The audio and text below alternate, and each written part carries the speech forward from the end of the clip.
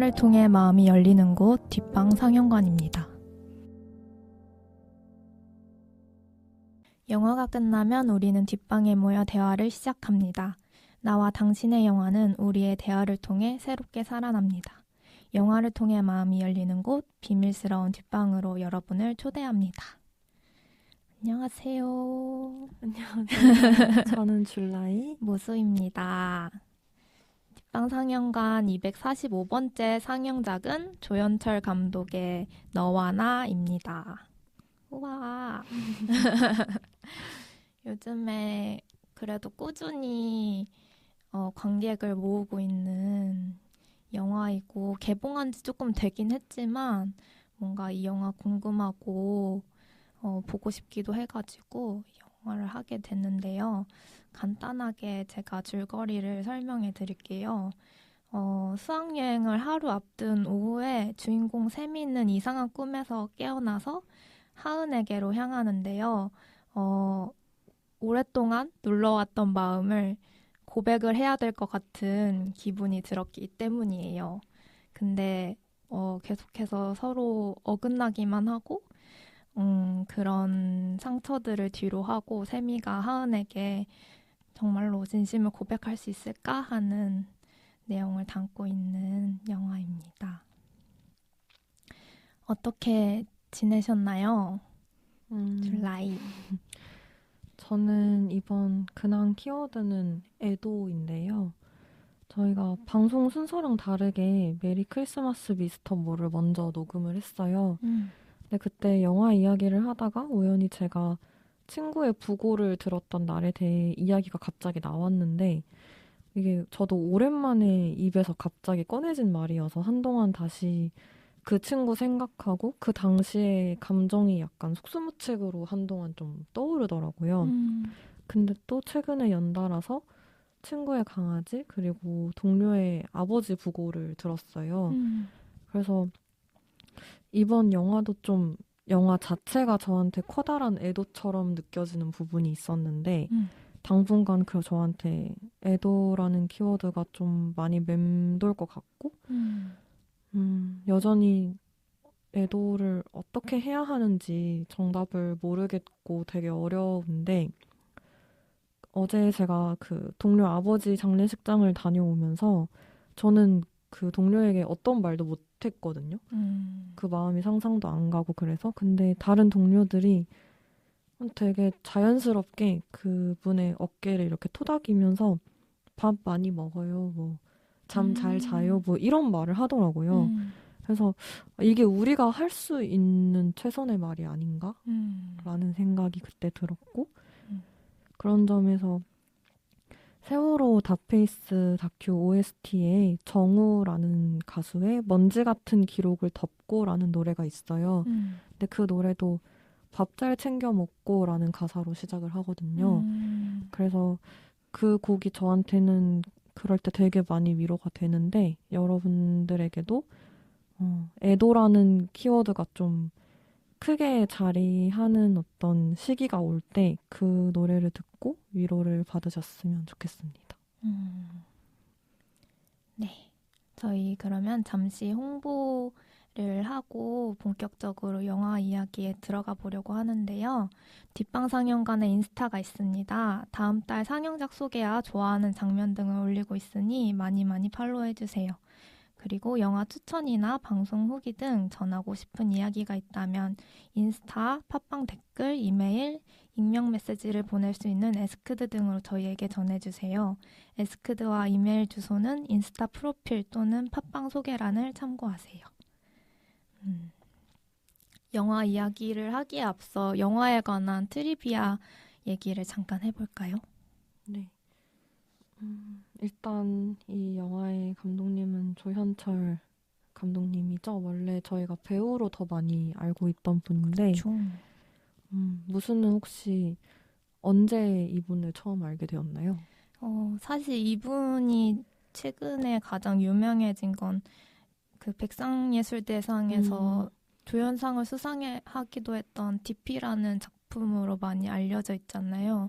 근데 저는 그거는 보지 못했고 저도 둘 다 그건 못 봤고 저는 영화 제목이 기억이 나지 않는 제가 아마도 제 기억에 의존해서 생각해보면 네이버에 인디극장이라는 네이버가 아니라 독립영화를 볼 수 있는 채널 같은 게 있는데 거기에서 우연히 보게 되었던 한 단편 영화에서 기타 연주를 하면서 노래를 하는 장면이었나? 그게 되게 인상적으로 남아있던 그게 있었어요. 그래서 그 배우를 눈여겨보면서 점점 이제, 이 작품에도 나오고 저 작품에도 나오네? 하면서 뭐 구경이나 아니면, 다른 많은 영화의 주조연으로 등장을 했었던, 그래서 많이 지켜보게 되었고 되게 좋아하기도 했었고요. 그래서 이번 영화 준비하면서는 직접 감독하거나 각본을 쓴 영화들이 궁금한 거예요. 그래서 댐프시롤이라는 영화랑 척추측만이라는 영화를 한번 찾아보게 되었었어요. 그게 현재 OTT에서 보기 어렵죠? 근데 유튜브에 올라와 있는 것 같더라고요. 댐프시롤이었나? 그래서 정확히는 모르겠는데 저는 영상자료원에서 봤었고요. 근데 유튜브에 올라와 있는 작품도 있었던 것 같아요. 한번 찾아보시면 좋을 것 같아요. 저도 이분을 뭔가 여러 번 보긴 했던 것 같은데 아마 무수도 그렇고 저도 그렇고 생각보다 저희가 굉장히 유명한 드라마나 영화를 은근히 안 보는 경향이 있기 때문에 아마 저희가 좀 늦게 이분을 저희는 발견하지 않았을까 싶은데 저는 삼진그룹 영어 토익반에서 이분을 제대로 뭔가 인지를 했던 것 같아요. 그때 되게 좀 찌질하고 얄밉고 그런 캐릭터로 나왔었는데 그 연기를 보면서 이거는 그냥 이 캐릭터의 맛을 잘 살려야지 하는 데서 나오는 연기가 아니고 이 캐릭터는 이 영화에서 어느 정도의 비중을 차지해야 되고 어느 정도의 존재감을 가져야 하고 어떤 역할을 해야 하고에 대한 되게 크고 넓은 고민을 한 끝에 연구해서 나온 연기 같다라는 생각이 들었어요. 왜냐하면 그게 어쨌든 여성 서사가 중심인 영화고 그 캐릭터가 해야 하는 역할이 딱 정해져 있고 선이 딱 정해져 있는 느낌이었는데 그걸 너무 완벽하게 해내셔서 이분은 뭔가 다르다라는 생각을 했었는데 그러고 나서 저도 뭐 DP는 그냥 이렇게 소식만 들었었고 그 백상예술대상 수상 소감이 너무 인상 깊었던 것 같아요. 특히 죽음이라는 건 단순히 존재 양식의 변화인 것이다 라고 얘기를 하셨는데 그게 정말 저도 들으면서 위로가 많이 됐고 이렇게 애도해야 하는 일이 생길 때마다 그 말이 저도 계속 생각이 났던 것 같아요. 네. 그리고 저는 이분의 연출작은 너 하나가 처음 본 거였고요. 근데 너무 좋아서 저도 그 나머지 두 작품을 찾아보게 될 것 같아요. 그 두 작품을 보면서 이 작품도 그렇고 굉장히 결이 다르긴 하지만 이 사람 사랑 이야기 하는 거 좋아하는구나 이 생각이 딱 들었거든요. 그 두 작품을 보면 딱 사랑 이야기네. 그러니까 표면적으로 드러나는 사랑 이야기도 있지만 뭔가 그 여러 가지 결의 또 사랑이 있잖아요. 근데 너 하나에서 나타나는 사랑 이야기는 또 되게 다양하다고 생각하는데 그런 점에서 여러 가지의 다양한 측면의 사랑 이야기를 하고 싶어 하는 것 같다는 인상을 받았던 것 같아요. 그리고 저는 그 가족 관계가 너무 흥미로웠는데 이제 유명한 그 형이 있잖아요. 형이 매드클라운이라는 가수고 그거에 대한 얘기는 되게 많이 들었었던 것 같은데 그 어머니 되시는 분이 그 90년대 여성인권 운동 활발하게 하셨던 소설가이기도 하신 안일순 작가님이라는 것에 대해서 이번에 처음 알게 돼가지고 되게 흥미로웠거든요. 빼벌이라는 그 작품을 쓰셨는데 제가 읽어보진 않았지만 그 기지촌 배경으로 해서 어떤 특정 사건에 대해서 모티프로 해서 쓴 소설이라고 알고 있었어요. 근데 친구가 너무 이 사실을 듣고 너무 믿기 어려워하는 거예요. 이 작품을 읽고 그걸 알았던 뭔가 안일순에 대한 그 뭔가 이름의 무게가 스스로한테는 더 크기 때문에 이 사람의 아들이 조연철 감독이라니 약간 이게 믿기 어려웠었나 봐요. 그래서 그 반응이 되게 인상 깊었던 기억이 나고. 그리고 아버지도 인권 변호사? 쓰지 않았나요? 아버지 정확히 모르겠는데 큰아버지는 그 조영래 인권 변호사라고 조영래 변호사님이라고 알고 있고 뭔가 굉장한 그 가족 내력이 뭔가 예술가이자 뭔가 사회운동가이자 뭔가 그런 그래서 영화에서도 그런 흔적들이 되게 많이 묻어나서 좋았던 것 같아요. 되게 자연스럽게 막 그런 기지촌에 관한 여러 가지 자료들이 또 있었을 거 아니에요. 작가니까. 그러니까 그런 책들을 어렸을 때 그냥 꺼내서 보고 그랬었다고 하더라고요. 자연스럽게. 맞아요. 어렸을 때 그 부모님, 어머니가 하는 어떤 연극 연습에 그 같이 가서 그 연극 연습하시는 걸 이렇게 보기도 했다 뭐 이런 얘기도 들었던 것 같아요. 그래서 이쪽 길을 선택하는 게 뭐 대단히 뭔가 어려운 고민을 하고 했다기보다는 너무 다 자연스러운 선택이었다고 하시더라고요. 되게 부러웠습니다. 맞아요. 그리고 이분이 가족뿐만 아니라 친한 동료도 참 대단하신 것 같은데 카메오로 저는 매드클라운이 일단 카메오로 나온 거 전 모르고 있었는데 전 아직도 모르겠어요. 네, 그 선생님, 담임 선생님의 데이트 상대로 나왔었다고 하고요. 그리고 저는 박정민 배우가 나와서 좀 많이 놀랐었는데 역시 연기를 너무 그 약간 짜증내는 연기는 정말 전 세계에서 제일 잘하시는 게 아닌가 싶을 정도로 너무 인상적이었고 약간 짜증을 내면서도 약간 삐지고 약간 이런 거 있잖아요. 그런 자연스러운 연기를 너무 잘 하시는 것 같고 제가 이 박정민 배우와 조연철 감독님의 관계성을 처음 알았던 건 박정민 배우가 왓챠에서 진행했던 언프레임드라는 프로젝트에서 반장선거라는 작품을 연출을 하셨었어요. 그때 매드클라운 노래가 나와서 좀 많이 신기했는데 약간 우리가 독립영화 보면서 어떤 힙합 노래가 유명한 힙합 노래가 나올 거란 생각을 잘 못하잖아요. 맞아요. 그래서 되게 의외였는데 알고 보니 그때 박정민 배우가 자기의 굉장히 절친한 친구가 조연철이고 그분의 형이 매드클라운이라서 이 음악을 쓸 수 있었다라고 호혈담을 얘기한 걸 듣고 처음 그 관계성을 알게 됐었거든요.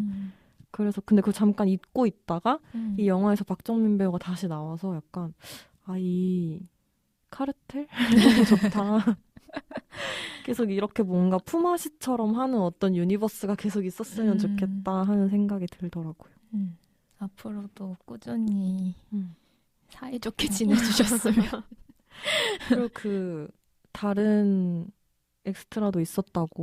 다른 엑스트라, 흥미로운 엑스트라가 있는데 그 세미가 하은이에게 뭐 수업 열심히 필기하는 척하면서 편지를 쓰는 장면이 나오거든요.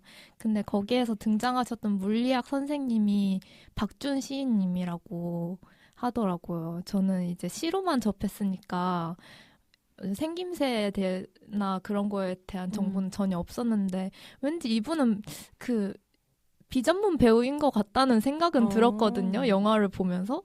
근데 뭔가 그런 흥미로운 비하인드가 있을 줄은 몰랐습니다.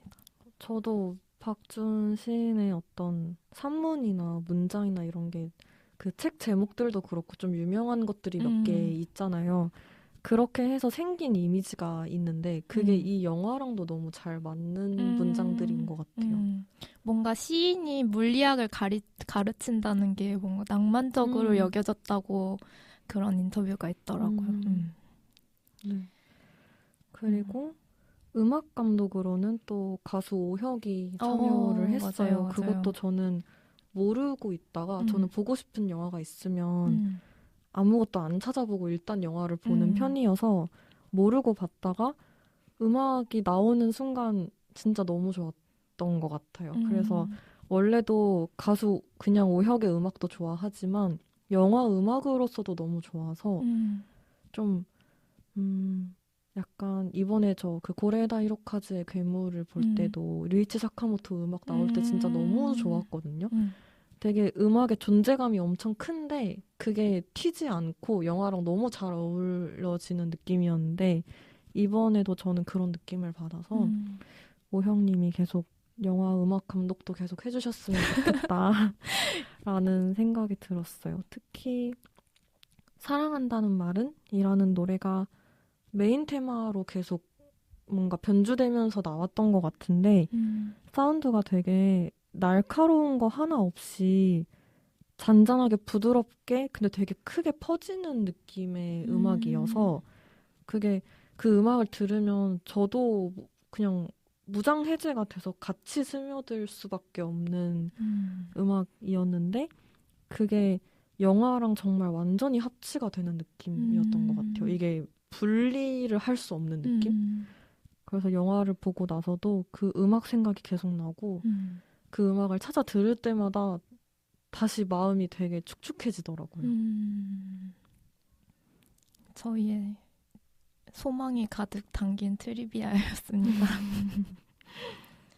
뭔가 얘기 들으니까 음악 다시 듣고 싶어지네요. 뭔가 진짜 영화 음악도 계속 인상에 많이 남았었던 것 같아요.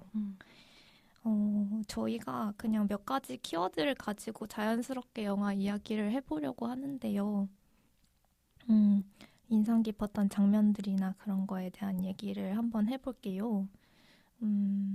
줄라이는 뭔가 키워드를 꼽는다면 어떤 게 있을까요?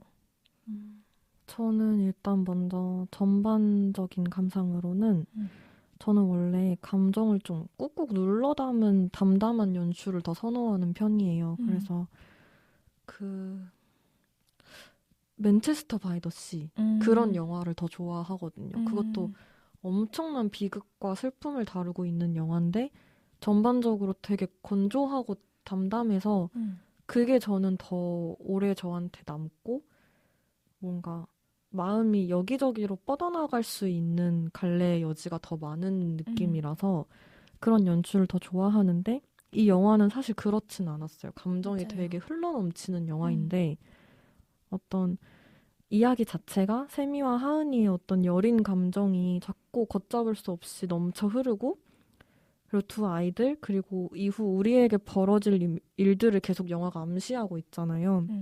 그런 점에서 뭐 카메라의 촬영, 음악, 대사, 뭐 소품 이런 거 하나하나 모든 게 다 감정을 완전 계속 발산하고 있는 느낌이었는데 그게 그 모든 총합인 영화랑 되게 어우러진다는 생각이 들었어요. 그래서 저는 영화가 관객보다 먼저 우는 연출을 안 좋아하는데도 이 영화는 그래서 오히려 좋았어요. 그러니까 되게 다른 감상 경험으로 다가왔고 영화가 먼저 울고 있다는 게 시간이 지날수록 되게 위로가 많이 되더라고요. 그래서 좀 많은 사람들한테 어떤 N차 관람 열풍도 일으키고 되게 팬덤이 엄청 탄탄하게 생겼더라고요. 그래서 그런 점이 많은 사람들에게 소중한 영화가 되게 하게끔 하지 않았나 싶었던 것 같아요. 무수는 전반적으로 어땠나요? 저도 그냥 방금 줄라이가 한 이야기에서 저는 2번 관람을 했는데 첫 번째 관람 때 이거 은근 심판데? 약간 이런 생각이 들었거든요. 왜냐면 방금 말해준 그런 부분들 때문에 그랬었던 것 같아요. 근데 되게, 나쁘지 않네? 이렇게 생각을 했어요. 그러니까, 그, 세미가 계속해서 울분을 이렇게 막 토하는 그 장면들 많고 되게 많이 울잖아요. 계속 울컥울컥하죠. 약간 그게 화 때문이기도 하고. 여러 가지 이유로 우는데 그런 부분들이 전혀 뭔가 이렇게 너무 그러니까 과한데 그게 되게 자연스럽게 느껴진다고 해야 되나? 그 감정 자체는 그 흘러넘친다고 표현했던 것처럼 이렇게 되게 엄청 이렇게 많이 다가오는데, 많은 것으로 다가오는데, 그런 게 어색하지 않게 느껴졌고, 저는 이 영화를 보기 전에, 퀴어 영화이고, 세월호 영화이다. 이 두 가지 정보를 알고 보게 되었어서, 처음 봤을 때는 그냥 세월호에 대한, 은유이기도 하고 직유이기도 한 그런 많은 정보들을 이렇게 파악하면서 봤던 것 같아요. 그래서 이 얘기를 왜 세월호 이야기와 엮으려고 했을까? 세월호 사건과 엮으려고 했을까? 그런 고민을 좀 많이 했었고, 그래서 영화에 대한 입장 정리라고 해야 될까요? 그런 것들이 처음엔 좀 쉽지 않았던 것 같아요. 그리고 어떤 근데 이 표면적인 이야기가 일단 좀 귀엽기도 하고 재밌기도 하고 뭔가 은근 웃긴 구석도 많이 있고 해가지고 뭔가 영화 자체를 보는데 되게 몰입도가 높았던 것 같고 그런 부분에 있어서 그냥 이 영화를 감상하는 사람에 따라서 엄청나게 감상평이 달라지겠다는 생각도 들어서 여러모로 흥미로운 영화네? 라는 감상을 첫 번째로는 받았었던 것 같아요. 맞아요. 이게 어쨌든 실제 있었던 사건이고 실제로 어떤 당사자가 있는 이야기인데 그걸 이렇게 어떤 허구적인 이야기로 만들어내는 것에 대한 걱정이 꽤 있었을 것 같아요. 뭔가 보는 사람들로 하여금. 근데 저는 어쨌든 일단 세월호를 소재로 다룬 영화가 또 되게 시간이 많이 흐른 지금 다시 또 나왔다는 것 자체에 되게 반가움이 컸고 맞아요. 그리고 창작자들한테 저도 그렇고 저희 모두에게도 그렇고 이게 굉장히 영향을 많이 끼친 사건이잖아요. 저희는 되게 세월호 세대라고 불리는 맞아요. 저는 그런 세대거든요. 네. 그래서 창작자들한테도 영향을 끼칠 수밖에 없었던 사건이고 창작자들이 그런 영향을 받아서 되게 다양하고 자유롭게 어떤 창작을 해 나가는 것이 너무 자연스러운 일이면서도 그 이후에 우리가 세월호를 기억하는 방식에 대해서도 되게 색다르고 좋고 큰 영향력을 가질 수 있는 어떤 방식일 수 있겠다. 이게 어쨌든 저는 어떤 국민들 다 같이 어떤 집단 트라우마가 생긴 사건이라고 생각을 하거든요. 그래서 그런 점에서도 되게 의미가 있다고 생각하고 사랑이 되게 주된 소재였다는 게 감독님의 어떤 인터뷰나 이런 것들을 보면서 그 아이들을 정말 많이 사랑하신 것 같다는 느낌을 받았어요. 그래서 감독님이 그 아이들을 사랑했기 때문에 영화가 사랑을 주된 어떤 도구로 계속 이야기를 꺼낼 수밖에 없지 않았을까 하는 생각도 들더라고요. 근데 영화가 좀 독특성을 가질 수 있었던 점 중에 하나는 그 참사 이후를 다룬 게 아니라 수학여행 가기 전날을 다루고 있잖아요. 그래서 동시에 죽음을 상정한 뭔가 이야기? 그러니까 죽음을 절대 피하지 않고 직시를 하면서 그게 일어나지 않을 거야 라고 이렇게 예쁘게 해놓은 게 아니라 결국에 사건은 일어나는데 그 전에 있을 수 있었던 이야기를 그리고 있다는 점에서 되게 독특한 점을 가지고 있다고 생각하는데 그런 부분도 되게 인상적이었고요. 그래서 이게 현실과 과거와 미래와 뭐 꿈과 이랬으면 좋겠다는 어떤 가상의 소망 이런 것들이 다 혼재되어 있는 맞아요. 느낌이잖아요, 맞아요. 영화가. 그 전반적으로 좀 뭔가 환상적이고 몽환적인 느낌을 음, 받도록 연출이 됐는데 음, 그게 영화를 볼 때는 사실 조금은 과하게 느껴지는 측면이 음, 있기는 했어요. 음. 특히 촬영 감독님이 뮤직비디오 촬영을 많이 하셨던 분이라고 아, 이야기를 들어서 뭔가 더 어떤 저의 선입견이 있기도 했던 것 음, 같고 음, 근데 그런 그 촬영 방식도 결국에는 이 영화가 하고 싶은 이야기와 그 감독님의 마음이 다 담겨 있는 거라서 음, 그렇게 촬영할 수밖에 없었겠다. 음, 그렇게 촬영하는 게 맞았겠다라는 음, 생각이 들기도 하더라고요. 음. 제가 좀 벌써 결론적인 이야기를 하는 걸 수도 있는데 어쨌든 저는 이 영화를 보면서 그냥 모두가 죽는다는 그 자명한 진실 음, 있잖아요. 그러니까 죽음 또한 삶의 일부라는 그 얘기를 그냥 하고 싶었던 것 같거든요. 근데 그거를 좀 용감하게 얘기하고 있다고 생각했어요. 그래서 이런저런 얘기를 다 할 수밖에 없어서 뭔가 그렇게 혼재되고 뭔가 너와 나를 얘기하지만 너와 나의 경계가 어쨌든 간에 뚜렷하지 않은 것처럼 어떤 그런 죽음이 존재 양식의 변화라고 얘기했던 것처럼 음, 그런 이야기들을 하고 싶어 하는 것 같다고 생각을 했는데 또 아, 그래서 음, 네, 너와 나의 어떤 그런 경계가 혼재될 수밖에 없는 음, 음, 그런 음, 연출 방식을 택할 수밖에 음, 없지 않았나. 음. 근데 네. 근데 그런데 그거를 되게 아름답게 연출했다는 게 어떤 의미인지 지금 뭔가 줄라의 얘기를 들으면서 다시 생각해보게 되는 게 있는 것 같아요.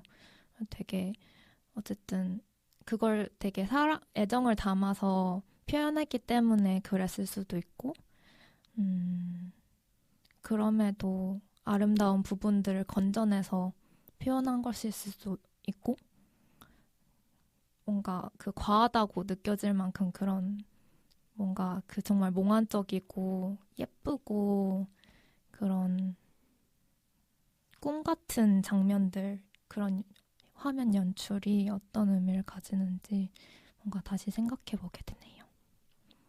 그래서 자연스럽게 어떤 장면별로 이야기를 넘어가 보자면 첫 오프닝 장면이 운동장에서부터 카메라가 이렇게 쭉 연결이 돼서 그게 책상에 엎드려 있는 한 여자아이를 포착을 하는데 그게 되게 되게 뿌옇게 그런 몽환적인 그 느낌 때문에 제가 정확하게 그게 샘이었는지 하은이었는지 기억이 잘 안 나거든요. 근데 뭔가 그 두 사람의 얼굴이 다 보였던 것 같고 그것부터가 딱 우리가 계속 앞에 얘기했던 그게 딱 맞는 연출이었던 것 같아요. 이게 음, 세미의 이야기이기도 하고 하은의 이야기이기도 하고 더 멀리 보면 그 수많은 아이들 그리고 우리의 이야기라는 점에서 일부러 그 얼굴을 명확하게 좀 알아보기 어렵게 초반에는 촬영을 하다가 그게 점점 보면 볼수록 세미의 얼굴임이 드러나잖아요. 음, 근데 결국 나중에 수학여행 가는 것도 세미잖아요. 음, 그래서 처음에 그렇게 세미의 얼굴이 나오지 않았나 음, 싶고 더 다양한 해석이 가능한 것 같은데 하은이 꿈을 꾸면서 거기서 세미의 얼굴로 꾸는 꿈의 내용이 되는 걸 수도 있는 거고 음, 다양한 해석이 가능한 오프닝이었고 그 카메라 워킹도 정말 누가 봐도 약간 되게 공들여 찍은 느낌이어서 더 그게 기억에 남았던 것 같아요. 그 영화 굿즈로도 그 렌티큘러 엽서 같은 게 나왔는데 그게 이렇게 각도에 따라서 전혀 다른 이미지가 보이는 뭔가 약간 그런 착시 효과 같은 엽서인데 그게 어떤 각도로 보면 세미의 얼굴이고 어떤 각도로 보면 하은의 얼굴인 식으로 제작을 했더라고요. 매우 의미심장하군요. 그걸 친구가 그 엽서를 보여줘서 봤는데 너무 아름답고 굿즈까지도 이렇게 진심을 담아서 만들었구나 하는 생각이 들었던 것 같아요. 영화의 다양한 뭔가 그 큰 의미를 담지 않고서도 그런 다양한 존재들이 나오는데 뭐 굳이 이렇게 해석을 하지 않아도 되지만 뭔가 눈에 띄는 그런 막 캐릭터들이 나오잖아요. 뭐 앵무새 조이라든지 아니면 그냥 그 놀고 있는 두 소녀라든지 뭐 강아지도 나오고 강아지도 거울도 나오고 그런 많은 존재들이 나오는데 뭔가 그 존재들도 뭔가 뿌옇게 그 막 놀고 있는 운동장에서 놀고 있는 아이들의 장면도 이렇게 계속해서 보여주잖아요. 그냥 지나가는 장면들 수학여행 전날에 막 들떠가지고 이렇게 막 옷을 고르고 있거나 막 대화하고 있는 아이들 장면도 많이 나오는데 그 존재들을 그림자처럼 표현하고 싶었다고? 그러니까 그 뜻이 뭐냐면, 그러니까 지금까지 얘기했던 것처럼 너 하나가 경계가 흐릿하듯이 그런 서로 영화에 나오는 존재들이 서로의 그림자처럼 보였으면 좋겠다고 생각했다고 하더라고요. 저는 그래서 그런 류의 장면으로는 어떤 하천이 있는 그런 천변에서 아이들이 되게 단체로 우르르 뭔가 하굣길 같은 풍경? 그렇게 우르르 다니는 장면이 있고 그게 나중 가서 똑같은 구도인데 아이들이 아무도 없는 그런 식으로 한 번씩 반복되는 장면들이 있는데 그거 자체가 주는 그 허전함과 어떤 존재의 사라짐이 얼마나 우리에게 큰 영향을 미치는지를 정말 딱 영상 언어로 딱 잘 보여주는 장면들이라는 생각이 들었던 것 같아요. 그래서 이 영화에서 한 번도 뭐 세월호라던가 그런 직접적인 단어들이 안 나오잖아요. 물론 나중에 그 버스 장면에서 맞아요. 라디오 방송이 이렇게 나오기는 하는데 그 전에도 근데 우리가 충분히 추측을 할 수 있잖아요. 그런 식으로 영화가 되게 부드럽게 은유를 계속 그렇게 하고 있는 것 같아요. 전반적으로. 그리고 저는 제일 좋아하는 장면이 세미와 하은이가 서로의 마음을 확인한 후의 장면인데요. 무수는 이 장면을 제일 좋아했다고 해서 무수가 먼저 얘기를 하고 순서상 제가 다음에 얘기하는 게 더 좋을 것 같네요. 맞아요. 저는 서로가 마음을 확인하는 그 과정이라고 해야 되나요? 서로 막 울면서 그 표정도 지금 뭔가 생각나요. 서로 막 울면서 이제 그 하루 동안 뭔가 그 꿈 같은 하루 동안 서로 이렇게 계속 어긋나면서 작은 어떤 추리의 과정도 있단 말이에요. 그 훈바바라는 인물이 도대체 누구인가? 훈바바는 이제 하은이가 좋아하는 사람의 뭔가 별칭인데 너무 처음부터 그 사람이 세미라는 건 자명해요. 근데 그거를 되게 세미는 모르고 있기 때문에 그거를 좀 추리하는 과정이 나오거든요. 근데 그런 과정에서 나는 고백을 오늘 해야겠다고 마음 먹었는데 뭔가 자꾸만 어긋나고 근데 그 과정에서 뭔가 다른 여러 가지 사건을 겪으면서 내가 이기적이었구나 막 이런 깨달음도 얻고 어떤 그 사랑의 뭔가 물결이 계속 다르게 이렇게 퍼진다고 해야 되나요? 막 그런 과정들이 있으면서 그게 막 정말 이렇게 서로에게 직접적으로 얘기하면서 그게 확 터지는 장면인데 그렇게 서로한테 이렇게 얘기를 하는 것 자체가 뭔가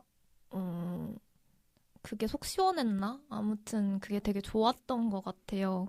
그러니까 그 전에부터 이제 제가 이 장면이 좋았다고 생각했던 게 두 번째 관람했을 때였는데 그 전에 이제 그 진식이 있잖아요.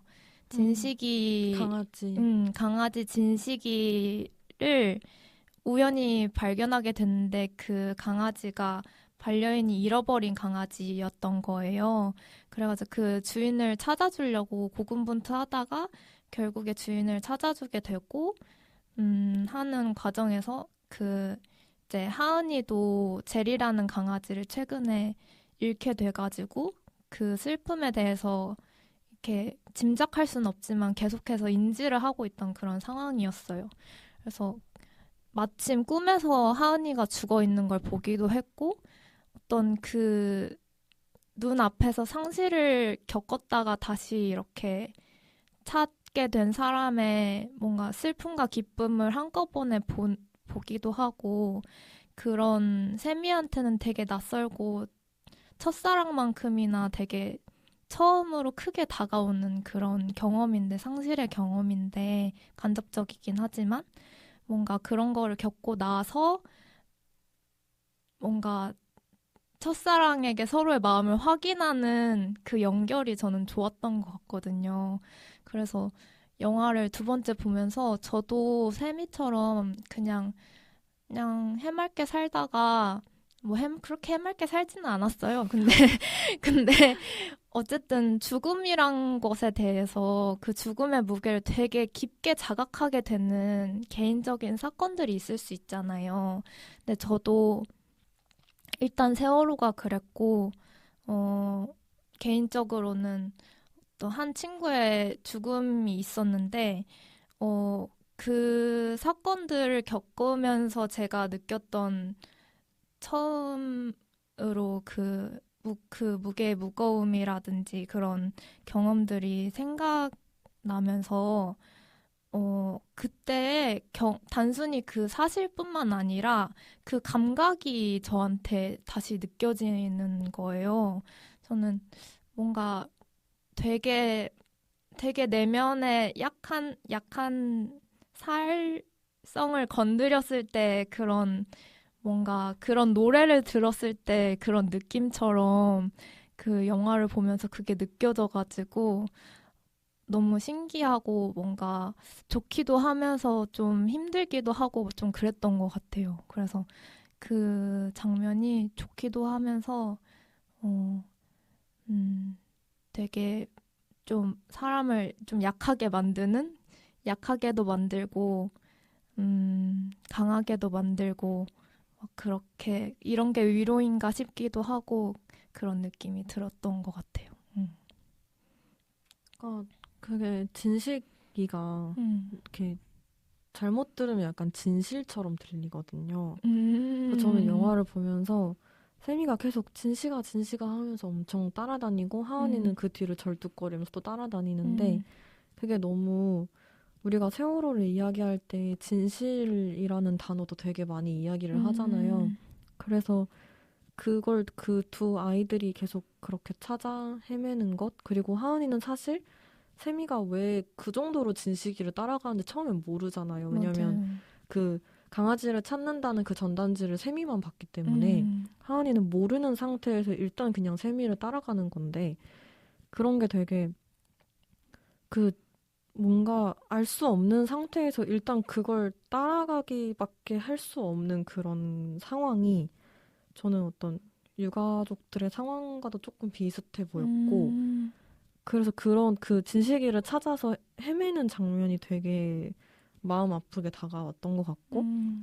그렇게 해서 본 진식이가 들어간 곳이 뭔가 뿌연 유리창 너머로 되게 많은 강아지들이 있는 음. 모습이 보이는데 그게 동물들이 지금 인간의 욕심 때문에 처한 어떤 그런 동물권에 대한 문제도 떠올리게 하면서도 동시에 약간 뱃속 배 안의 모습을 좀 맞아요. 보는 느낌이 있었어요. 그래서 우리가 그때 아이들의 뭐 마지막 영상 같은 게 그때 많이 떴었잖아요. 아이들이 핸드폰으로 촬영한 뭐 배에 물이 차고 있다 뭐 이런 영상 같은 것들이 있는데 그때 봤던 그 선실이라고 해야 되나요? 그 창문 안에 어떤 그 이미지가 좀 떠올라서 마음이 좀 많이 그때 뭔가 괴로워지는 순간이었던 것 같고요. 그리고 그 이후에 이제 그 진식이를 반려인에게 무사히 돌려보내주고 나서 그 둘이 이제 속마음 이야기를 하는 거잖아요. 근데 그때까지는 아이들이기 때문에 미숙해서 계속 서로의 마음이 엇나가고 오해가 생기고 했던 건데 딱 진식이를 그렇게 제대로 마주하고 나서 자신의 속마음을 제대로 용기 있게 얘기를 할 수 있게 되는 거잖아요. 그것도 되게 의미가 있다는 생각이 들었어요. 그 정도로 어떤 존재를 찾아 헤매고 어떤 것을 갈망하고 했을 때 그게 이뤄지고 나서야 비로소 가능해지는 것들이 있기 때문에 그런 점에서 어떤 유가족들의 마음 같은 것들이 더 떠올랐던 것 같아요. 그래서 저도 그 장면이 단순히 사랑 고백만으로 보이지는 않았던 것 같아요. 그리고 세미가 되게 이기적인 아이처럼 나오잖아요. 어쨌든 하은이가 발을 다쳤는데도 그걸 되게 신경을 안 써주는 느낌이거든요. 좀, 맞아. 좀 천천히 걷던가 아니면 어디 좀 앉아있던가 해야 되는데 그 친구가 발을 다쳤다는 걸 그냥 까먹은 사람처럼 계속 행동을 한단 말이에요. 그리고 자기 마음만 계속 신경을 쓰고 그런 게 되게 이기적으로 보이기 쉬운데 그게 저는 세미가 이기적이라서라기보다는 자기가 지금 처한 상황과 마음이 너무 너무 힘들어서 그냥 다른 게 안 보이는 거란 생각이 들었어요. 나한테 지금 이게 너무 큰 문제고 그 꿨던 꿈도 너무 불길하고 수학여행 같이 못 가는 것도 너무 속상하고 근데 이 친구를 좋아하는 마음은 너무 큰데 자꾸 관계가 엇나가고 그런 마음들이 너무 크다 보니까 그게 다른 사람이 보기엔 되게 이기적으로 보일 수 있겠다는 생각이 들어서 그 하은이의 다른 친구들이 세미한테 이기적이라고 뭐라 할 때 약간 저는 그때 세미한테 감정을 되게 이입을 많이 해서 좀 괜히 제가 약간 억울하기도 하고 제 모습이 저는 좀 많이 겹쳐 보였던 것 같아요. 그래서 뭔가 감정이 앞서는 그런 상황들에 대한 되게 디테일한 어떤 상황 연출과 배우의 연기가 있었던 것 같고 그리고 저는 이제 그 서로의 마음을 확인한 이후의 장면을 더 좋아하는데요. 그때 세미가 하은이를 집에 데려다 주고 돌아가려고 하는데 둘이 이제 막 서로의 마음을 확인한 상황이니까 집에 가는 게 얼마나 아쉽겠어요. 하고 싶은 일도 너무 많고 와 너 그러면 그때 그 흠퍼바가 막 나였어?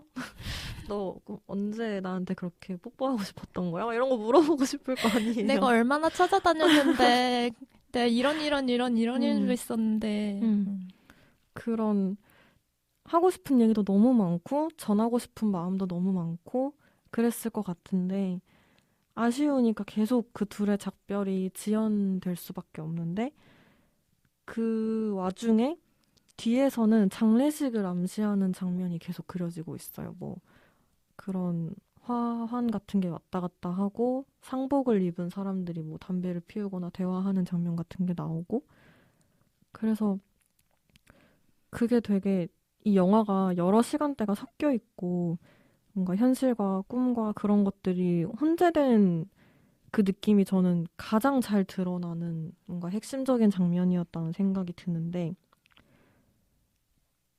뭔가 세미와 하은이가 서로에게 뭐 가지마, 다시 돌아와 이런 마음이 세미와 하은이에게도 있고 그 뒤에 상복을 입은 사람들에게도 그 마음이 있을 거잖아요.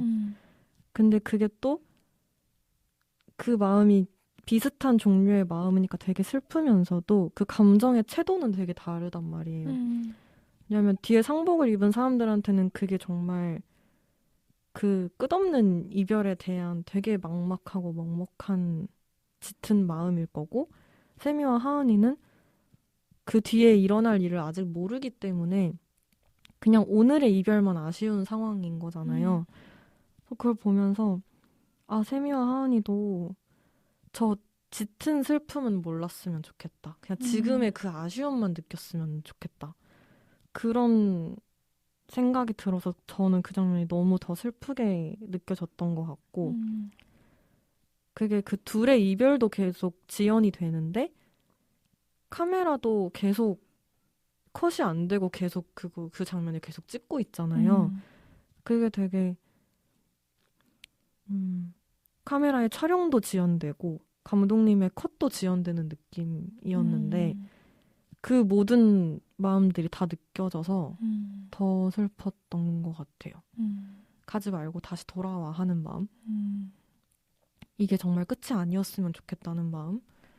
그런 것들이 느껴져서 저는 그 장면이 제일 인상 깊고 제일 좋았던 장면인 것 같아요.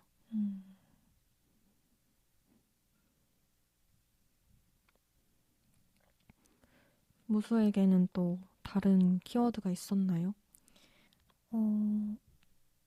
제가 아까 죽음도 삶의 일부이고 너와 나의 경계도 경계 지을 수 없다라는 말씀을 드리면서 뭔가 제가 최근에 읽었던 작품 중에 최진영 작가의 단 한 사람이라는 작품 소설이 있거든요. 장편 소설인데 그 작품 생각도 많이 났어요. 어떤 이런 같은 주제의식을 공유하고 있고 그런 이 감독이 조연철 감독이 이 영화를 통해서 그 위로를 하는 방식이 옛날에 자신이 어렸을 때 읽었던 동화책처럼 동화책에 막 되게 행복한 일만 있을 것 같지만 사실 자기가 읽었던 동화책 생각해보면 되게 그런 죽음도 있고 뭔가 행복한 것도 있고 그런 것들이 되게 담백하게 표현되었던 것처럼 그런 위로를 전하고 싶었다는 말을 한 걸 본 적이 있거든요. 근데 그러면서도 어떤 사랑의 세계를 전제하고 있다는 점에서 뭔가 되게 비슷한 주제의식을 공유하고 있다는 생각을 많이 들었어요. 그래서 이 작품을 뭔가 추천을 드리고 싶었고, 뭔가 얘기 안 했던 장면들 중에서 문득 생각나는 장면이 있는데 그런 줄라이가 뭔가 경험했을 만한 그 먹먹함을 저는 그 수학여행을 가는 그 꿈 같은 장면들이 있잖아요. 뭔가 여러 장면들이 있는데 그 버스 안에서 그 학생들이 다 이렇게 뭐 놀다가 지쳐서 이렇게 잠들어 있는 그런 장면이 있는데 그 장면이 저는 되게 좀 먹먹하게 다가오더라고요. 뭔가 각자가 꿈을 꾸고 있는 것 같기도 하고 이 장면이 꿈 같기도 하고 뭔가 그런 장면이 생각이 나네요. 저도 그런 점에서 또 기억에 나는 장면이 그 세미의 꿈속에서 하은이가 이렇게 풀밭 같은 데 엎드려 누워있는 그 장면인데요. 그 장면을 얘기하려면 이제 배우들의 연기에 대해서 제가 먼저 얘기를 할 수밖에 없을 것 같아요. 저는 앞서 말했던 것처럼 어떤 연출이나 카메라나 이런 것들은 감정이 넘쳐 흐르는 게 많은데 배우들의 연기는 되게 절제되어 있다고 느꼈어요. 그래서 제가 그 GV도 같이 봤는데 거기에서 박혜수 배우님이 본인은 어떤 납득이 가야 마음으로 연기를 할 수 있기 때문에 정말 많이 분석하고 질문하고 연구를 한 다음에 연기를 한다고 하시더라고요. 그래서 준비를 되게 열심히 하신대요. 근데 그래서 그런지 연기가 막 넘쳐 흐르기보다는 딱 정확하다는 느낌이었어요. 영화를 볼 때. 그래서 저는 관객으로서 더 상상하고 더 감정적으로 다양하게 받아들일 여지가 오히려 더 많았던 것 같아요. 안 그랬으면 이게 내내 그냥 슬프게만 보였을 것 같거든요. 뭔가 배우분들이 너무 넘치게 연기를 하셨다면 이들에게 앞으로 벌어질 일에 대해서만 제가 이렇게 몰두해 있을 수도 있었을 것 같은데 그게 아니라 아이들의 어떤 다양한 모습 그리고 나도 저 때 고등학생 때 되게 친한 친구한테 저런 뭔가 비슷한 감정을 느꼈던 것 같고 막 친구가 남자친구 생기면 질투하고 막 그랬던 감정이나 되게 친구들이 뭔가 그룹 속에 나는 이렇게 속해 있는데 아무도 내 마음을 몰라주는 것 같다고 느끼는 순간도 있었고 근데 또 되게 어떤 딱 정말 그 시절을 경험해본 사람만이 알 수 있는 되게 디테일한 감정들이 많이 영화에 담겨 있다는 생각이 들었는데 그중 하나가 애들이 서로 막 싸움을 많이 반복을 하는데 그런데도 그 우정이 흔들리지 않는단 말이에요. 그리고 서로를 걱정하는 마음은 어떤 상황에서도 변하지 않아요. 근데 그게 저는 여러 가지 어떤 그 여자애들의 관계에 어떤 특수성이 진짜 있다고 생각을 하는데 얘가 무사히 집에 잘 들어갔으면 좋겠는 마음 같은 게 여자애들한테는 되게 많잖아요. 그래서 집에 들어갈 때 그냥 잘 가, 다음에 봐가 아니라 조심히 들어가서 연락해. 이 말을 저희들은 되게 하는 경우가 많잖아요. 그런 마음이 영화에서도 되게 많이 담겨 있는 느낌이었고 하은이를 걱정하는 마음에서 하은이의 친구와 세미가 약간의 라이벌 같은 구도도 있는데 근데도 결국 하은이를 생각하는 마음은 같기 때문에 같이 걱정하고 같이 찾으러 다닌단 말이에요. 제가 너무 싫으면서도. 그런 게 저는 너무 디테일하고 정확하고 사랑스럽다는 생각이 들었는데 그런 점에서 실제 어떤 그 당시 여자아이들의 일상을 보여주는 장면이 있어서 좋았고 그렇기 때문에 이후의 슬픔이 더 비극으로 관객에게 느껴질 수밖에 없었던 것 같고 왜냐하면 그렇게 걱정하는데도 결국은 그 아이들의 바램과 다르게 어떤 무사히 집에 돌아오지 못하는 일이 생기는 거잖아요. 그렇기 때문에 나중에 그 슬픔이 더 큰 비극으로 다가왔던 것 같고 더불어서 배우들이 만약에 정말 막 진한 메소드 연기를 했다면 저는 그게 그냥 세미와 하은이로만 보였을 것 같아요. 그 인물들이. 근데 그 나이에 그런 특징을 가진, 그런 성격을 가진, 그런 관계성을 가진 어떤 개성적이면서도 되게 보편적인 연기를 하셨다는 생각이 들었고 그래서 세미와 하은이가 그냥 어떤 대명사인 거고 그 속에 숨겨진 다른 많은 아이들의 얼굴이 같이 보였던 것 같아요. 영화를 보는 내내. 그래서 아까 얘기했던 그 장면, 세미가 꿈을 꾸고 하은이가 풀밭에 엎드려 있는데 거기에서 세미의 어떤 대사가 그게 너가 누워 있었는데 너의 얼굴이었다가 나의 얼굴이었다가 뭐 선생님의 얼굴이었다가 애들의 얼굴이었다가 뭐 그랬다 이런 식으로 대사를 하는 장면이 있어요. 그게 저는 이 두 아이가 서로를 너무 아끼고 좋아한 그 내밀한 마음이 담겨 있으면서도 우리의 어떤 감정과 정서를 넓게 확장하는 대사와 장면이라는 생각이 들었고 그게 되게 내밀한 마음이니까 좁은 이야기이면서도 다른 사람들의 얼굴로 확장되는 거니까 되게 또 넓은 이야기이기도 하잖아요. 그게 되게 양립 불가능할 것 같은 두 개의 개념이 모순적이지만 어쨌든 더 진실에 가까울 수밖에 없다는 생각이 들었고 그걸 이 영화가 해내고 있고 그런 대사와 배우들의 연기와 그런 것들이 이 영화가 그 모순적인 진실을 성취해내는데 너무 중요했다는 생각이 들었어요. 그래서 대사로는 그 대사를 제일 좋아하는 것 같아요. 장면은 아까 말했던 장면을 제일 좋아하고 네, 대사로는 그래서 아이들의 이야기 그리고 그게 결국은 우리의 이야기라는 것으로 확장되는 그게 참 좋았던 것 같아요. 저는 그 보편적인 얼굴을 하고 있다는 점에서 좀 웃긴 장면들도 많았는데요.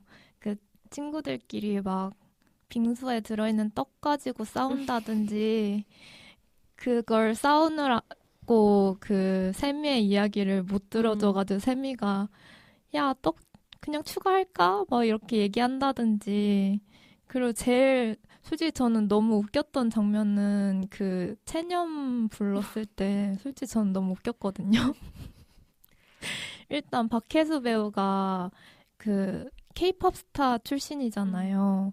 그걸 모르고 보시는 분들도 많으실 것 같은데 저는 일단 너무 그거를 봤었고 실제로 그냥 그 시기에 그거를 방송을 보면서 노래를 하는 걸 봤었고 이 사람이 노래를 잘 부른다는 걸 너무 알고 있는데 갑자기 노래방에서 마이크를 쥐어주는 거예요. 그래서 큰일 났다. 나 너무 웃기겠다. 이 생각을 했는데 또 일단 너무 잘 불러. 근데 노래방 화면이 그 샘이랑 하은이랑 제주도에서 너무 신나게 놀고 있는 그 화면으로 바뀌잖아요. 그것도 너무 웃긴 거예요. 뭔가 와이키키 브라더스 같기도 하고. 근데 뭔가 그 노래방에서 노래를 부르면서 그 마음을 해소하는, 어쨌든 너무 슬픈 상황인 거잖아요. 세미한테는 만나는 사람이 지금 따로 있다고 지금 생각을 하는 상황이니까 진짜 그 가사에 이입을 할 수밖에 없는 그걸 또 알겠으니까 이 장면이 되게 튄다고 생각하면서도 뭔가 웃기면서도 뭔가 제 친구는 같이 옆에서 보면서 울었단 말이에요. 그 장면에서. 그래서 왠지 그런 관객의 마음도 이해할 수 있을 것 같고 좀 재밌는 장면들도 많았었던 것 같아요. 저도 그 장면 좀 재밌게 봤던 것 같아요. 울기보다는 슬픈데 노래를 하는 것 자체가 조금 웃겼던 것 같고 심지어 막 열창을 너무 잘하고 너무 완벽하게 잘 부르고 마지막에 눈물 흘리는 것까지 너무 완벽하잖아요.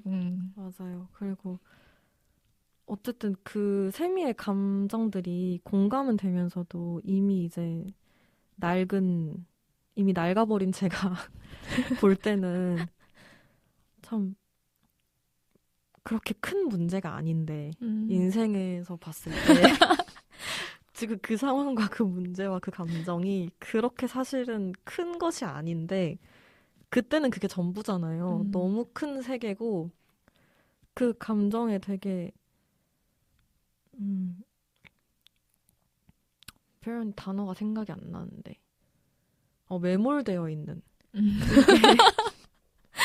너무 박한 거 아닌가?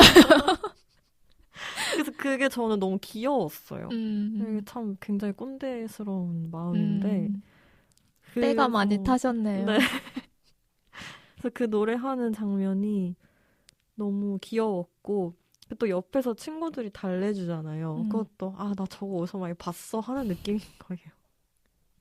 이렇게 울 때 그 고등학생 때 여자애들이 달래주는 어떤 특유의 톤과 제스처가 있단 말이에요.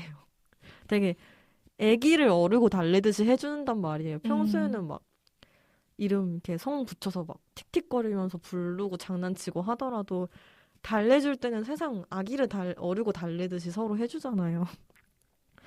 아이고 우리 샘이 많이 슬펐어. 하은이 이렇게 좋아해서 어떡해. 막 이렇게 해주잖아요. 맞아, 그 전에 샘이가 막 그 빙수집에서 속상해서 얘기할 때는 그거 들어주지도 않았으면서 그런 디테일들도 너무 다 귀여웠던 것 같아요. 맞아요. 그리고 마지막 장면도 얘기를 하면 좋을 것 같아요. 이제 마지막에 뭔가 사랑해로 끝나잖아요. 그러니까 조이한테 사랑해라는 말을 가르치면서 계속 사랑해란 말을 반복하다가 그 사랑해란 말이 계속 울려 퍼지면서 그 풀밭에 누워있던 그 사람의 얼굴이 하은이가 아닌 세미의 얼굴로 바뀌면서 세미가 살짝 눈을 뜨고 살짝 미소를 지으면서 끝이 나요. 그 장면은 어떻게 보셨나요? 일단 세미가 하은이에게 전하고 싶었던 말, 그리고 부모님에게 전하고 싶었던 말이 그렇게 표현이 된 것 같았어요. 그래서 세미는 이후에 자신에게 일어날 일을 모르는 것 같지만, 어쨌든 그 정도로 그 주변 사람들에게 전하고 싶은 마음이 굉장히 큰 아이였고, 실제로 나중에 앵무새가 그 말을 전해줬을 수도 있잖아요. 부모님이나 하은이에게. 음, 그런 생각을 하면 되게 슬픈 장면이었던 것 같아요. 근데 사실 저는 영화를 보던 당시에는 그렇게까지는 생각이 들지 않았고, 그냥 그 사랑한다는 말을 진짜 많이 하잖아요. 약간 끝날 것 같은데 안 끝나는 느낌이었어서 약간은 어리둥절한 마음이 처음에는 더 컸던 것 같아요. 왜 안 끝나지? 하는 그런 짧은 생각으로 영화를 보고 약간은 그게 좀 과하다고 느끼기도 했던 지점 중에 하나이기도 했어요. 근데 나중에 그 어떤 장면의 앞뒤 장면들을 다 생각을 해보면 그런 맥락이 있지 않았을까? 하는 생각이 들었던 것 같아요. 아빠한테도 그냥 그 가족들이 그 국수를 먹는 장면이 되게 사랑스럽잖아요. 근데 거기서 되게 그 가족들이 서로를 생각하고 애정하는 마음이 되게 듬뿍듬뿍 느껴지는데 그거를 진짜 말로 막 하진 않는단 말이에요. 실제 가족들이 그렇듯이. 그래서 그때 그 장면으로만 보여졌고 서로 그냥 알고는 있지만 그걸 말로는 하지 않았던 그 사랑한다는 표현이 그런 식으로 표현이 되는 게 그래서 세미가 그 남겨진 사람들에게 하는 말처럼 들렸던 것 같아요. 저는 뭐 한 가지 이야기가 생각이 났는데 그런 어떤 갑작스러운 죽음을 맞게 되는 그런 사건, 사고 같은 것들이 있을 때 그 사람들이 이렇게 마지막으로 메시지를 남기거나 그런 한마디를 남길 때 가장 많이 하는 말이 사랑해래요. 대구 지하철도 그랬던 것 같아요. 그래서 그 이야기가 생각이 났었던 것 같아요. 그러니까 그 서로에게 평소에는 잘 하지 않지만, 결국 남기고 싶은 한마디는 사랑해라는 사실이, 뭔가를, 삶의 뭔가 아름다움을 믿고 싶게 하기도 하고, 그런 생각이 났어요. 그 마지막 장면이 그래서 많은 사람들에게 위로를 주려는 어떤 목표도 있지 않았을까 하는 생각도 드는 것 같아요. 근데 저도 처음에 볼 때는 그 어리둥절 했던 마음과 비슷했던 것 같아요. 조금 과한데? 이렇게 생각했지만 뭔가 또 이렇게 곱씹어서 생각해보면 과할 수밖에 없지 않았나 싶기도 하고. 그러니까 이걸 정말 그냥 단편적인 이야기로만 보면 약간 이제 마음을 확인한 연인이 집에 돌아와서 하는 행동인 거잖아요. 그렇게 보면 과한데 그 많은 맥락들을 생각을 하면 그렇지 않아서 그래서 이 영화를 그래서 N차 관람을 많이들 하시는 것 같아요.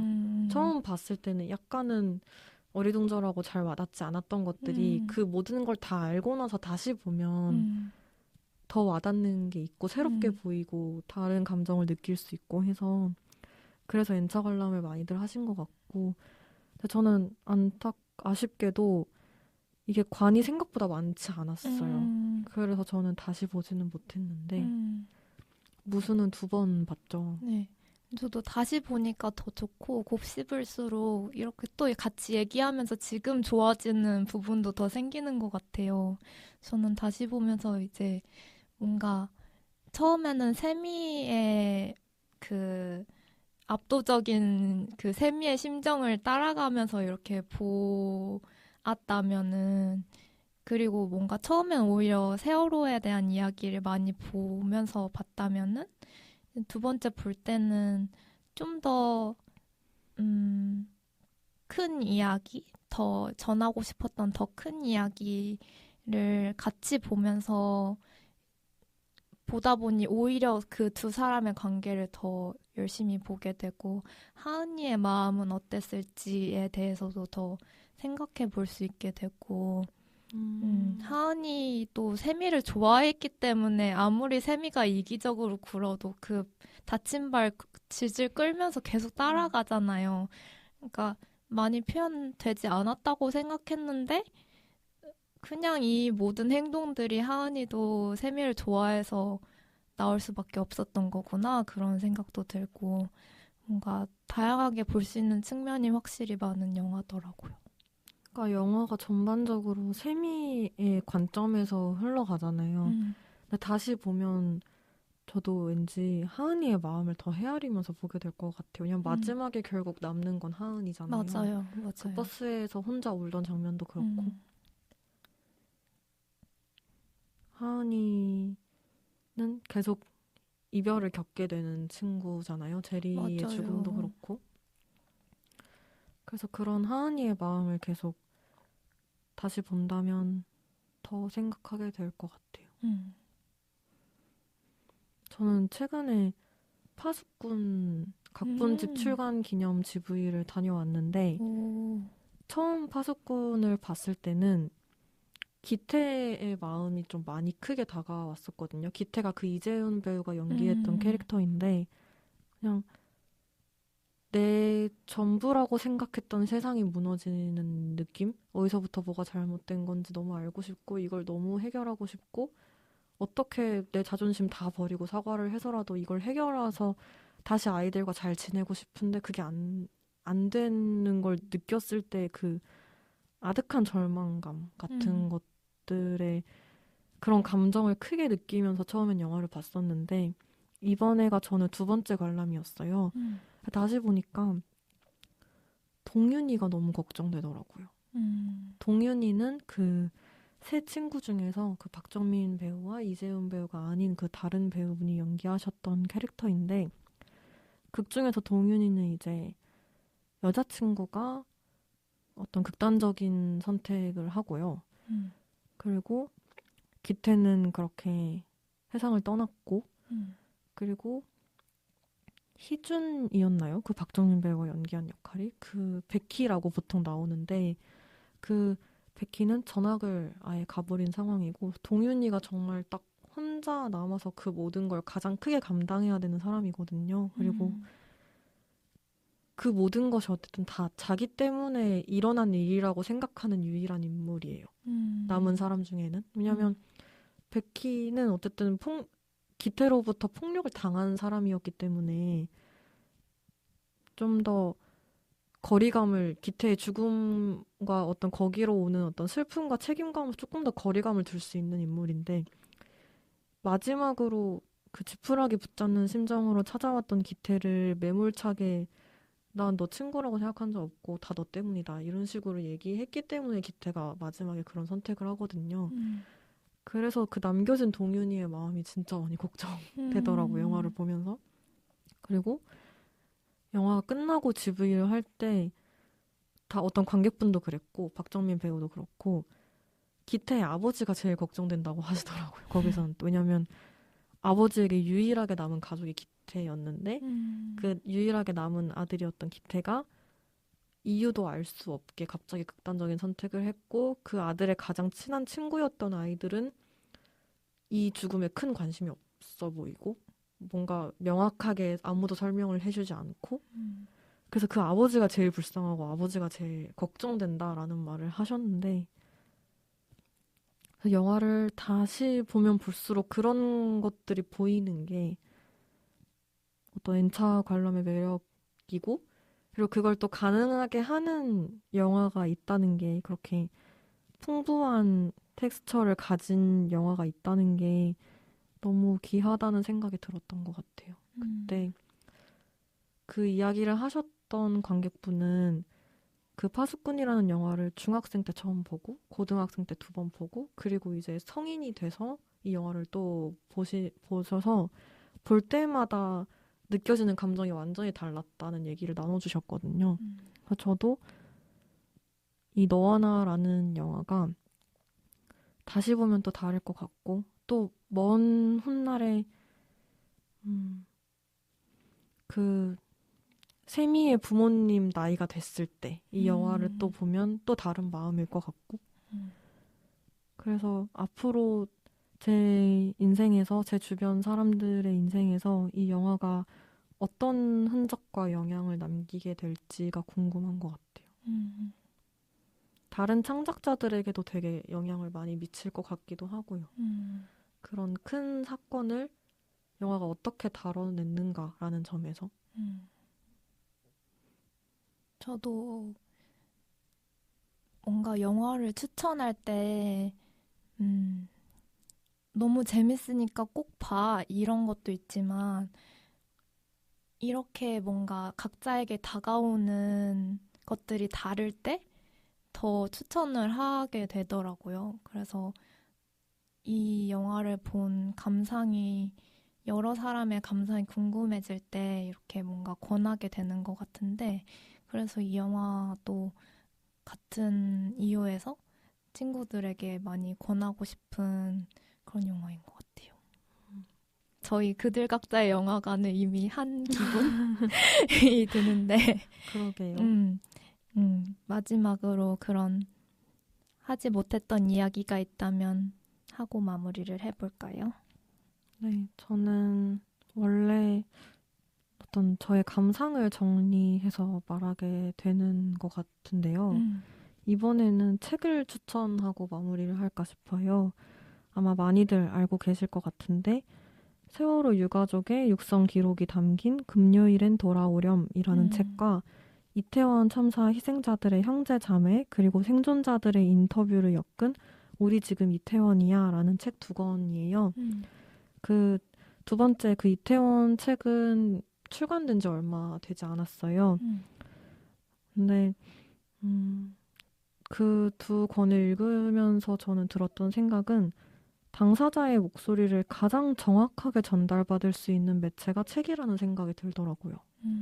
영화는 뭔가 그 이후에 남겨진 사람들이 함께 나누는 이야기처럼 느껴진다면 책은 딱 정말 그들이 하고 싶은 목소리를 가장 정확하게 담은 매체라는 생각이 들어서 뭔가 개인적으로 그런 사건들을 기억하고 제가 뭔가 소화가 되지 않지만 소화해내는 그런 과정에 있어서 저는 되게 도움이 많이 됐고 읽었어야 했다라는 생각이 드는 책이었고요. 그리고 이게 책 구매만으로 어떤 진실을 향해 나아가는 발걸음의 후원이 돼요. 그래서 이 책 2권을 소장도 하시고 주변에 선물도 하시면 어떨까 하는 생각이 듭니다.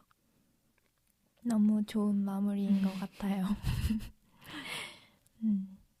저는 그럼 더 말을 보태지 않고 마무리를 해보도록 하겠습니다. 네. 상영이 끝났으니 계단 조심하셔서 천천히 나가시길 바랍니다. 다음 영화도 기대해주세요.